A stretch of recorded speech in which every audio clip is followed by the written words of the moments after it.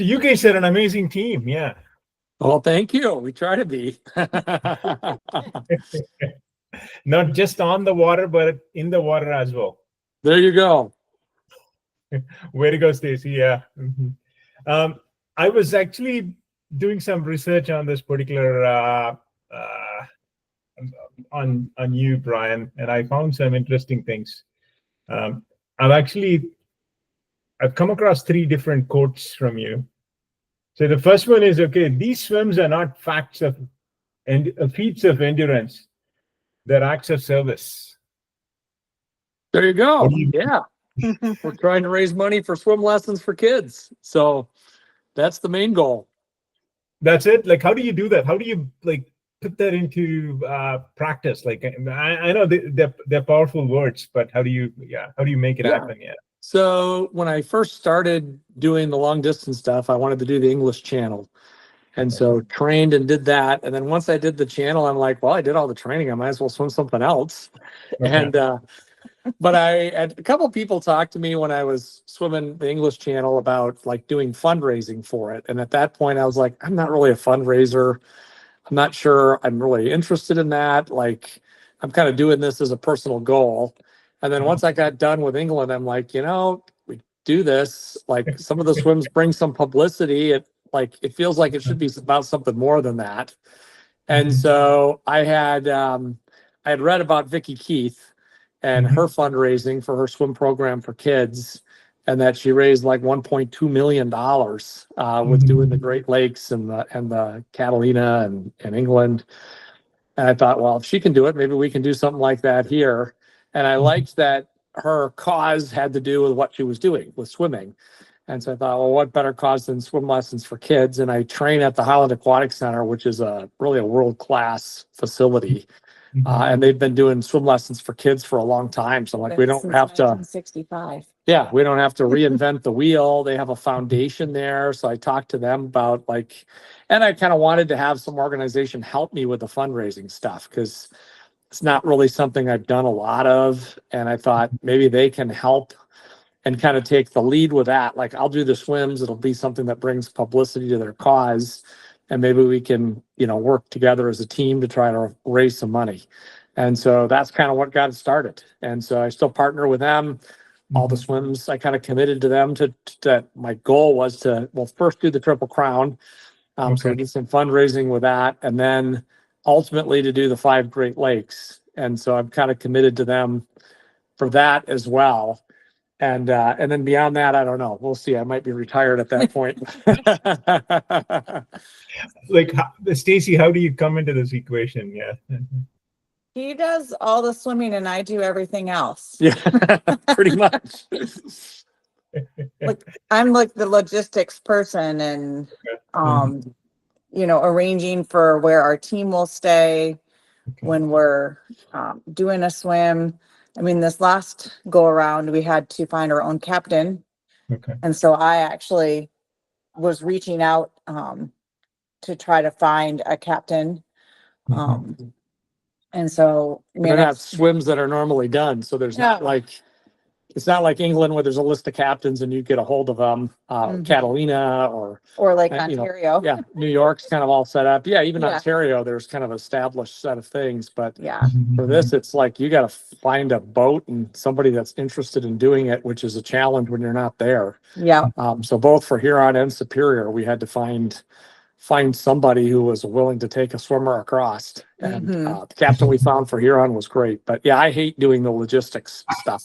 Yeah. Like booking flights and booking Airbnbs, and it's just not my thing. I'm busy doing other stuff and trying to swim. So it's great that she's able to take care of that. Yeah. Yeah. And I do all of his nutrition. I mean, he shows up and the water bottles are full because I filled them. And I sat at home and I crushed up the ibuprofen so that I could just dump it in, all of that. It's weeks in advance where all that happens. So yeah. Very good. Personal coach as well. Yeah. Yeah. So kind of, yeah. Not so much for the swimming part. No. I think when you're on the boat, when you're feeding a swimmer, you need to know, okay, hey, what's happening with the swimmer? What do I feed them? How do I feed them? Okay, what is it that ticks? Right? Yeah. So So yeah, like I mean, yeah, you're 52, 53 years old, Bryan? Yep, I'll be 52 this year. Yep. Okay. Like I know you have a busy work life and you have kids and you also love cars. How do Yep. you like and life, and then how do you put like the volume of training that's required to get to the starting line of any swim? Yeah, that's definitely a challenge. Because yeah, I am super busy between work and everything else. So it's part of it was I started out swimming in the evening after work, but then that started interfering with stuff around the house and stuff would get planned. And I'm like, well, I'm supposed to swim. And Family then, suffered with that, and so that had to change. yeah, when I hooked up with my coach, Mike Daly, like he does mornings. And it was like, if you want me to coach you, you got to show up in the morning. So I went from like going to bed at midnight or 1 in the morning and waking up 30 minutes before I got to be at work to having to wake up at 4:40 in the morning to go to the pool. And that took a couple, probably a month or so to adjust. It actually adjusted fairly quickly, but Yeah. it does make it a little easier. I go to bed at I try to go to bed at 9. Usually in the summer, it's closer to 10. So that does disrupt things a little bit because usually everybody else is still up and wants to do something, but usually things are wrapping up by then. We don't have anything planned so that works pretty well. And then trying to find a time on the weekend to do a longer swim. But Very cool. But yeah, I probably need to swim a little more before another attempt on Lake Huron, do some longer yardage weeks. Because I can get about 25 miles, and that's pushing it to get that many in. And I think I probably need to do more before my next attempt on Huron, and that's going to be a challenge finding time to do another 10 miles somewhere in there. Yep. I mean, don't mistake me here. I mean, I work in the startup world, and I've done a few swims. I've failed a lot to get to wherever I need to get to. What does like I know you had an amazing like Lake Huron swim, and you fell short in the end. Like, what does that failure mean to you? Like, how did you process that? How did you get through that? Like disappointment and I know, like, I mean, we're all like 50-year-old, like we're mature, we know, like, how did you get through that? Okay, because like it's a massive expedition. Your wife has put in so much energy, your kids have sacrificed a lot. You've gotten here, and then this happened. I know there's some control, like things that you can control, some you can't control, but how did you deal with that? Like, how are you like able to already focus on, okay, in 2 weeks I'm going to swim across Superior? Like, how did you get through that tricky mind? Yeah, so I had one swim before that we didn't finish. That was Lake Michigan. I tried 2 years ago, and the boat broke. And we had some hardships before that. We had a current that was against us, where I was basically swimming in place for like 6 hours. And of course, I didn't realize it at the time. But then we had boat problems, and then it's a little easier because you have something to blame. Like, it wasn't my fault. The boat failed.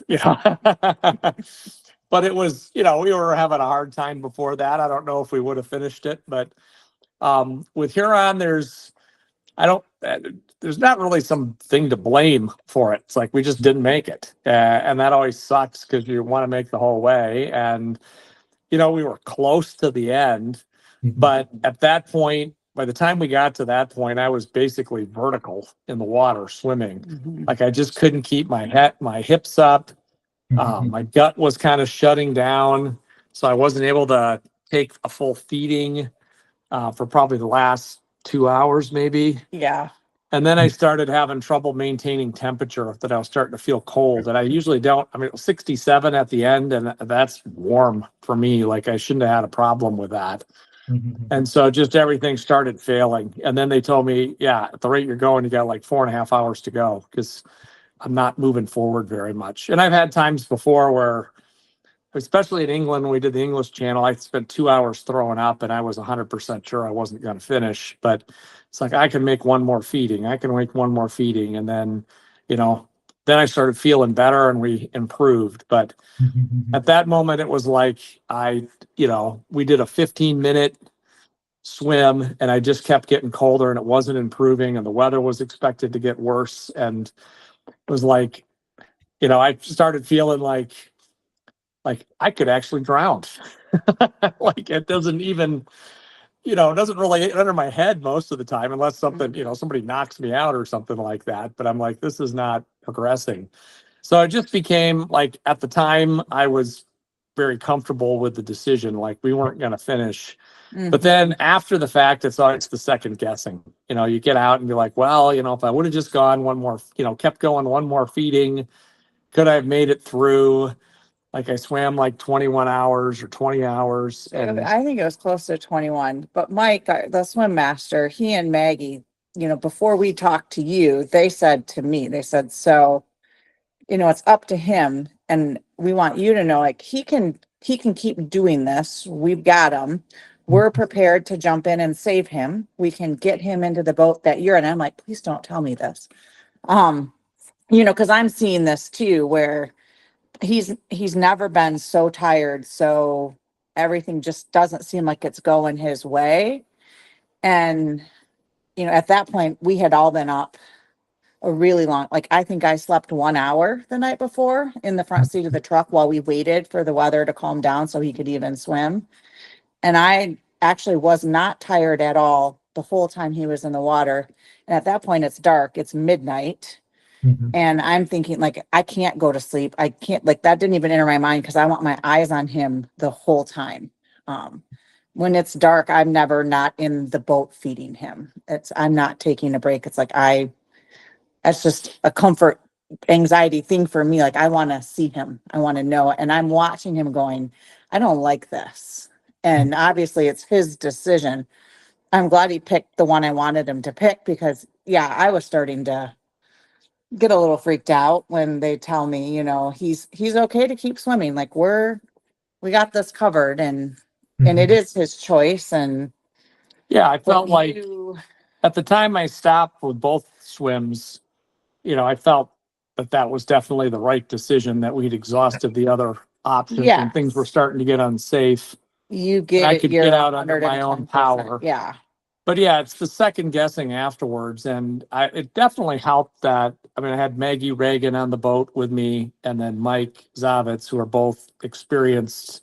Mike's very experienced as a swim master. Maggie's experienced as a swimmer. And they both told me afterwards, like, that was the right decision. Like it was time to stop.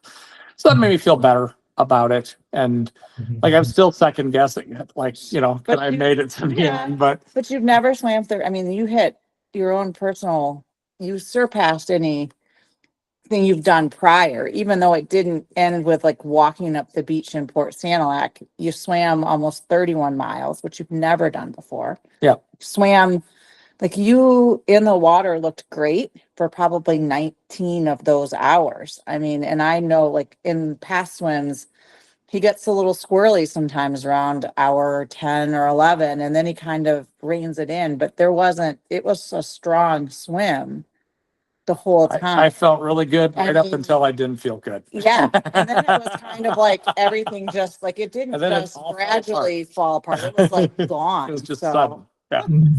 But I'm just gonna. I know this is powerful, but what's your nutrition like? Like, I know, Stacy, you play a critical role when you're during the swim. Like, what do you feed on? Like, So it's all sports carbohydrate drinks that are designed for long distance stuff. So it's the basic basis of it is complex carbohydrates. The Carbo It Pro comes in a powder. It's in like 6 to 8 ounces of water. Okay. So fairly small volume. I tend to drink a lot of Lake Huron or whatever lake I'm swimming in. So I don't have a problem with getting enough water. But it's complex carbohydrates. We mix a little protein in, and we have kind of our own little concoctions. I started out using Hammer Perpetuum. Yeah, we still do. But it does kind of make me nauseous. Okay. And then we added Carbolin, Yep. We added that with a with protein, a little bit of a protein, like 10 Yeah. grams of protein powder. Okay. It's really like 5 grams is into feeding because we divide them into two. divide it in two. And then we use ginger ale with like a gel pack mixed in and a little and some protein protein powder. powder. And we cycle those. So each feeding, I get something different. We cycle through the 3 and then repeat. The perpetuum you get once an hour, and we alternate the ginger ale mixture and the carbolin. Yep. Just for something different. The ginger ale really calms the stomach. We happened upon that in England when I was the throwing only up. thing he could take was a little bit of ginger ale and like a goo pack. That was the only thing he was able to keep down. And it's a little bit of a, I don't know. And then all of them, every feeding, there's a little honey packet attached to the water bottle. And so the perpetuum especially, I don't like the taste of. It kind of makes me nauseous.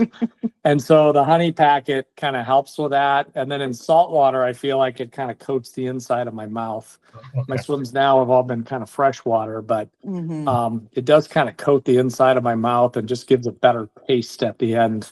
Okay. And that seems to work well since we've been doing that mixture. I don't seem to have problems with getting really nauseous unless things are really rough.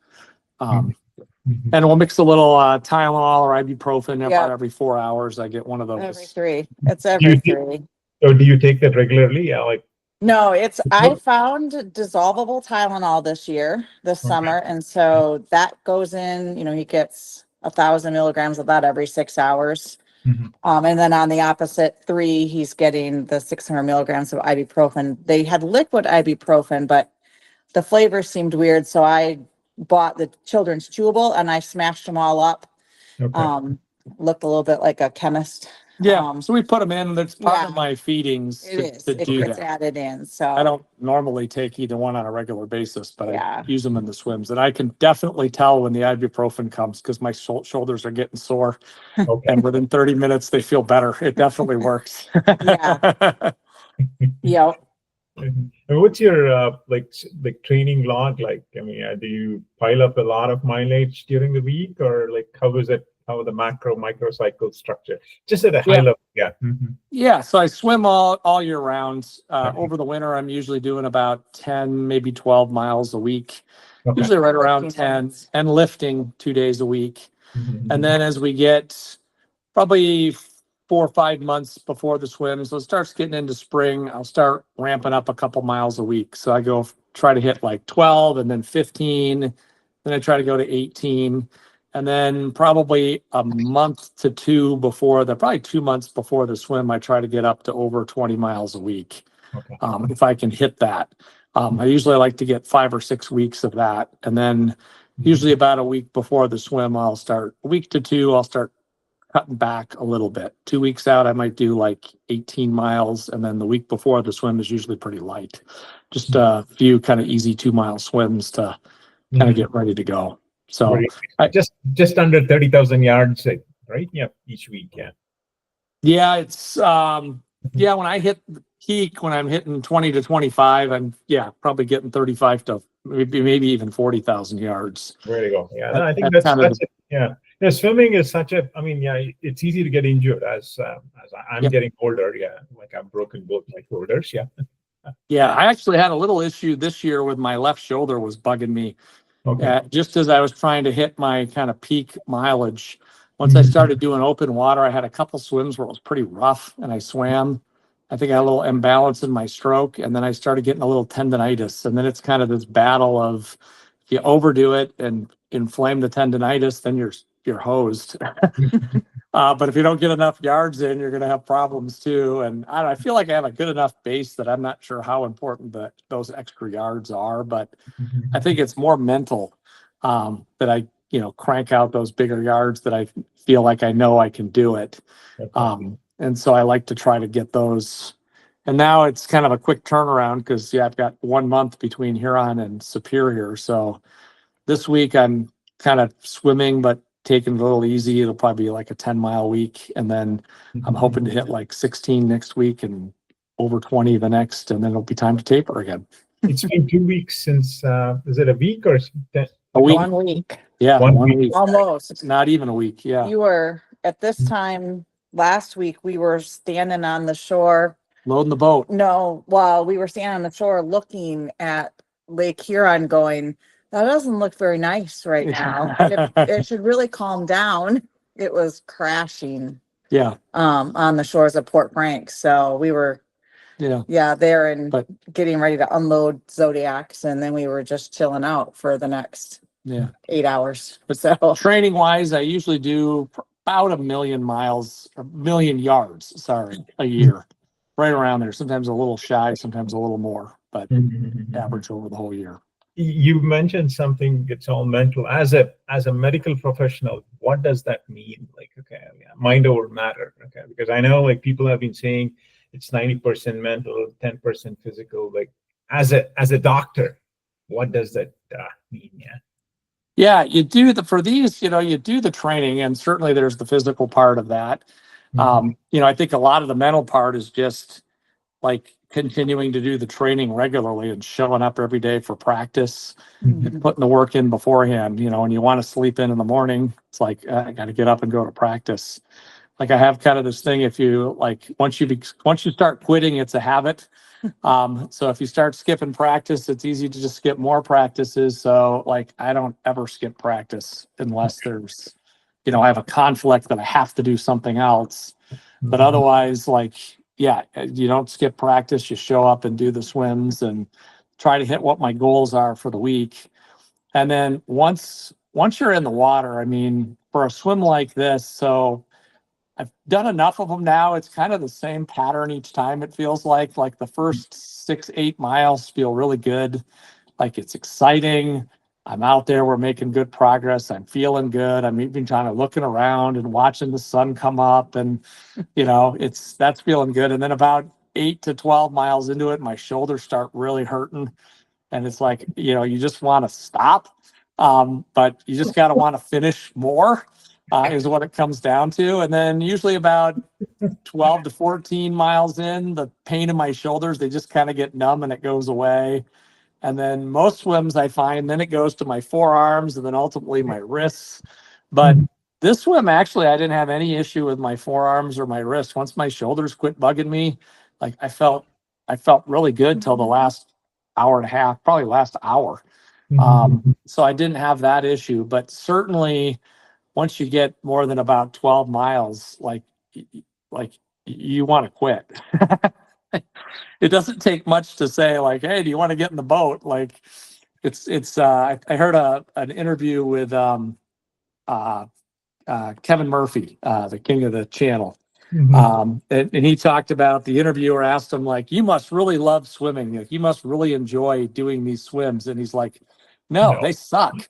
Like the whole thing sucks. Like, yeah, I love to swim, but the swim itself is horrible. and I heard the interview and I'm like, yeah, you know what? It's right. It is horrible.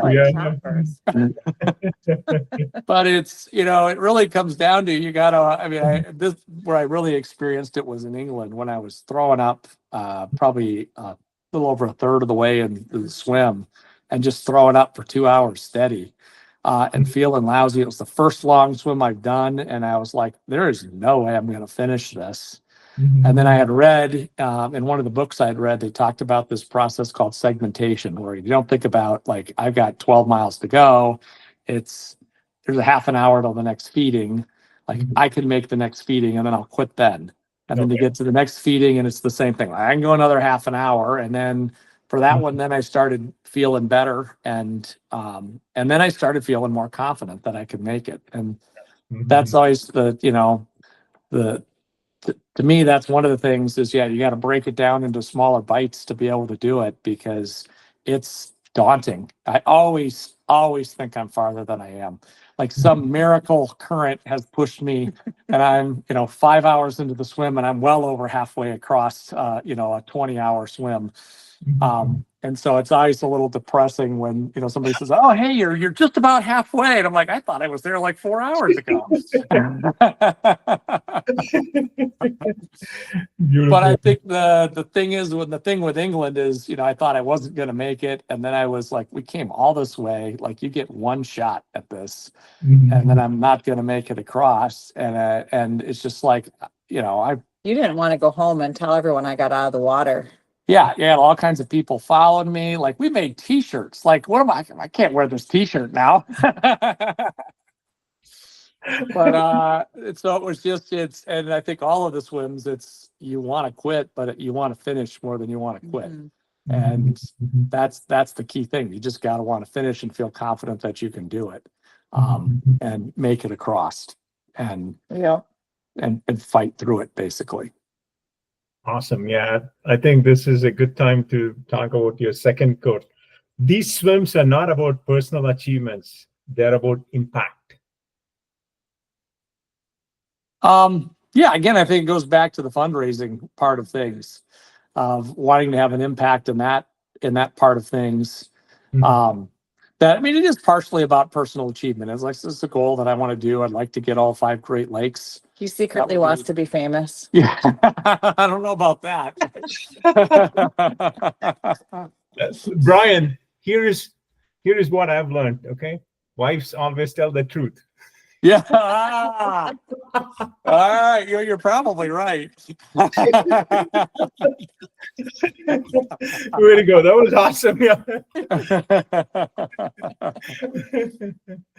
Yeah. But I probably would have stopped. I don't know. After the Triple Crown, last year's swims were both really hard. So I did Lake Erie, and at the end of Lake Erie, we had a big current coming against us out of the Welland Canal, and it was a really hard swim to the end. And then we had the same thing in Catalina. Our boat captain said we had the worst weather he'd seen in 2 years for the Catalina Channel. We had 5-foot waves at the beginning for most of the way across. And then we missed our landing point. He kept getting pushed farther and farther down the island until there was no farther to go. And so then I had to fight the current at the end. And so both of those were really tough, really hard swims. You did And amazing. yeah, and after that, I was like, if there wasn't a bigger cause to do it, it's like, why are you doing this? Yes. And The so it purpose. does. I mean, I think it does. There is the personal goal of wanting to do it, but it's with the commitment to the aquatic center and trying to raise the funding. Like that's definitely a push to go. And I mean, it's the same thing you have in practice. Like if I have somebody that's going to meet me at the beach to swim at 6 a.m., I can't hit the snooze 3 more times and show up at 6:30 and cut my yards short. Like like they're expecting me to be there. I got to be there. So I think there is definitely something to be said for that personal accountability and having other people you're training with, other people that you're, in the boat in Huron, you got the whole boat of people there that's there to help you, Yeah. and a whole bunch of people watching at home that are, following along, and you don't want to let people down. So I think that push helps as well to try to get it completed. Yep. Way to go. Yeah, yeah. And there are like easier ways to become famous, Stacy. Yeah. There certainly are. There's less painful ones. And so how are you getting ready for Superior right now? Yeah, okay. Like from a So mental right training- now, I mean, I think the first thing is just recovering from Huron, because I swam. We actually had over the weekend, we had a swim we do every year. It's called the Hobson Memorial Swim. It's a guy that used to swim with our group named Nick Hobson, and he died swimming the Cook Channel in 2022. Oh, I thought- Right at the end, something happened and he drowned basically at the end of the swim.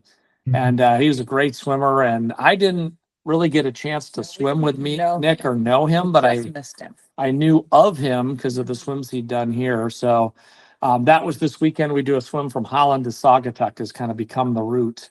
And it's 6 miles. So I drove boat for that. And then I swam. Usually I would swim the whole thing. But I swam about 2 miles with fins on. And the first 50 yards felt great. And then I remembered what my shoulders felt like at the end of Lake Huron. They was really sore and tight. But then probably another 300-400 yards, they loosened up and I felt pretty good. I went to practice this morning, and usually I do an hour and a half. I did about an hour, and I was tired at the end. Like it just much more easily fatigued right now. So this week, as I was saying, I'll go to practice, probably swim 4 or 5 days, but take it easy, try to get about 10 miles. And then I'm hoping that next weekend I can next week I can start feeling like I can start ramping up my yards. Okay. Try to get up to 20, 25 yards, kind of get back up to what I'm Miles. normally at miles, not yards. Yeah. Set your goals low. yeah. Okay. Normally peak out at, and then I think it'll be time to taper again and get ready for Huron. Superior. Superior. Or Superior. Sorry. Yes. Okay. Okay. And then there's a bunch of logistics. One of the things I found, like it's great going to swim 20 bridges in New York where you just show up, you bring your feedings, and they got the boats, they got a kayaker, they got everything. You just show up and swim. Maybe have somebody that helps arrange your feedings. Mhm. But with doing Superior, we've got, the logistics of the boat with the boat captain, but I've also got 2 inflatables that are mine that I'm towing up there, captains for them, but you've got the maintenance stuff on the boats. One of the boats in Huron, the engine had some issues at the end, so it's got to get fixed this week. But there's just a lot of logistics to, like, how do we tow 2 boats all the way up there? How are we going to coordinate getting people there? There's a lot of logistics for the swims where there's not like an organization that really takes charge of it and brings you across, because nobody does either of these swims. And when we did that, the first one I did like that was Lake Michigan, and we have a bigger boat, so we used our own boat for that. I can't tow it to the other locations, but I spent a month of pretty steady work getting the boat ready, and then it broke on the swim anyway. But doing all that stuff and coordinating it and then getting people to drive the boat for me, I hadn't really appreciated. It gives you a whole new level of appreciation for the boat captains and stuff of how much work goes into doing that. And then the skill of actually like driving a boat in a straight line is not really that easy if you don't know what you're doing. Yes. So there's a lot of work, but I have a whole nother level of appreciation for the guys who drive in the lead boat and the kayakers and all these people, because once you do it yourself, you realize there's an art to it for sure. Yes. Yeah. I mean, and they need to do that for like 20 plus hours. Yeah. That's another big thing. Yeah. Like staying on the boat is actually not easy. Yeah. Our boat captain, our poor boat captain, Dave, he did a wonderful job, but It was amazing. I originally told him, I'm hoping to start, get up. We're going to start at Port Sanilac at like 7 a.m. So he was going to spend the night before, get up a little early, but get a good night's sleep and go. And then the plans all changed because of the weather. And now we're starting on the other side of the lake. He's got a motor up there. There's nowhere he can tie up to stay overnight. So we loaded up the boat at like 5. He had worked a full day as a construction job. And Pouring cement. he was trying to go up there in 7 to 9 foot waves and had to turn around. So he didn't get any sleep the night before. So 5:30 in the morning, he hadn't slept since probably 5:30 the next morning, the previous morning, and we're just getting started. We were all kind of feeling that way. Yeah, he got like 2 days of no sleep. And in the midst of all this, has to stay awake and drive a boat in a straight line. And with something he's really never done, taking a swimmer across it. And his line was arrow straight. I mean, he did a great job. Awesome. Yeah. This is my last question. Okay. Yeah. I read another quote. Yeah. I think anyone who goes on this type of swim comes up a bit changed. Yes. I think that is definitely true. I think everybody who's ever gone on our team and has volunteered at our team, feels, I think they do come back. I think every one of them has told me that like it changes you. Like, first of all, I think you realize that like people are capable of a lot more than they think they are. They're a little crazier than you think they are. More crazier than they think they are. But I mean, it's an adventure. Lake Huron, we started at Fort Franks, and we're like probably a half mile up the river, and it's pitch black, and we got to get out with 2 inflatables. And the river was calm, but there's trees down in the river. Yeah. And we're trying to navigate at night, and you've got a flashlight on the front of the boat. You can't see the tree till it's like 6 foot in front of you. I mean, it was just a job even getting out to the start. Fish are jumping like crazy all over the place. 2 fish jump into our boat on the way over. And then getting out the channel wasn't easy. Like we couldn't find where the channel was. I mean, it was an adventure even before we Yeah. got started. And then I think going on the swim and watching somebody swim for, 12, 16, 20 or more hours, it's just kind of unfathomable that you just keep going and going. I mean, they can tell I'm tired and you just keep going. But committed to supporting and driving and like keeping eyes on him. And I mean, all of that from all the teams that have, the different people that have done these swims with us, it's amazing just the dedication to making it be the best situation for everyone and as safe as it can be. And that, it's everyone's keeping everyone safe, but always really eyes on Bryan and just, Yeah. And I think also appreciating the level of work that goes into the swims, not just the training and the swim itself, but just all the coordination and logistics Yeah. and people involved. So it's an adventure. I don't think Yeah. anybody that's ever gone with us on a swim has been like, oh, I would never do that again. That sucked. Yeah, like a lot of times it- they're sad when they're like, oh, I can't do it that week, Yeah, I think people do enjoy doing it. And yeah, it's an experience. Yes, yeah, way to go. Awesome, yeah. So Bryan and Stacy, thanks for your time. It was wonderful you're welcome. chatting with you guys, yeah, and I'm sure we'll talk more, yeah. And are you guys coming to solo swims event? Yes. Yes. Okay. Yes. So I'm Yes, gonna we figure out are. a way to be there, and yeah, so I'll hope to see you guys there. Good luck with Superior. Thank And, you. Yeah, make it happen. Okay, yeah. Yeah, we That's plan to. yeah. Okay, have We're fun. making it all the way across. If Yeah. we get started, we're going to finish. So Enjoy the pain. Yeah. yeah, that's right. Yeah. The first 6 or 8 miles is great. Although it might not be in Superior. I think might be very cold at the beginning. It's going to warm up as we Yeah. go across, I We'll think. see. But yeah, it might be like even upper 40s at the beginning. We'll see. The way the summer is, so I'm hoping the water Yeah. will be warm. Yeah. Yeah. Yeah, Yeah. we're I praying think- for the same. So I think the middle will be warm unless it really flips over in that area of the lake. But I was surprised at how warm the boat captain told me he thought it would be. So, Okay. but yeah, I think the start's going to be cold. So yeah. Yeah. We'll see. Yeah. I did my training swim for when you do the English Channel, you have to do a qualifier swim. And so my kids go to school at Michigan Tech, which is up in the UP.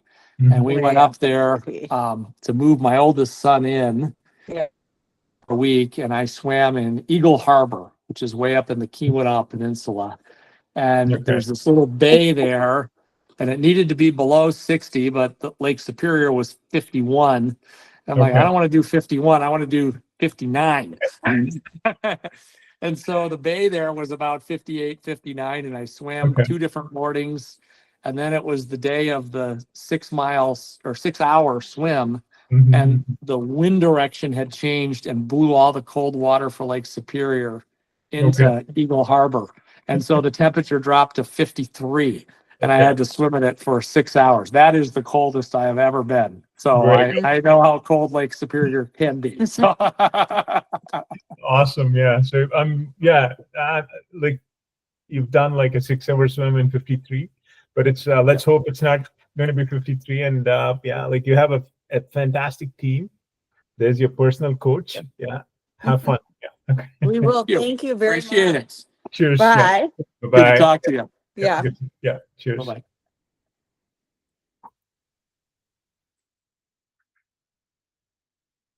So the quotes that he was telling you are things you've said.